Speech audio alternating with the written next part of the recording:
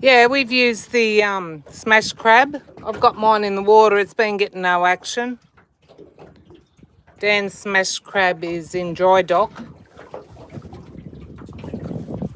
for that simple reason.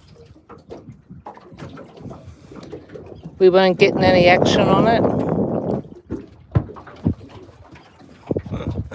There it is.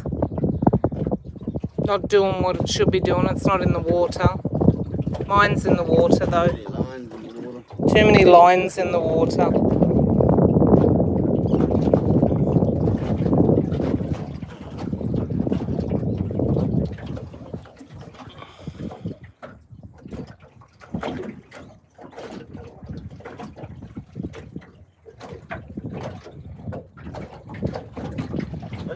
Hey, I'm going off.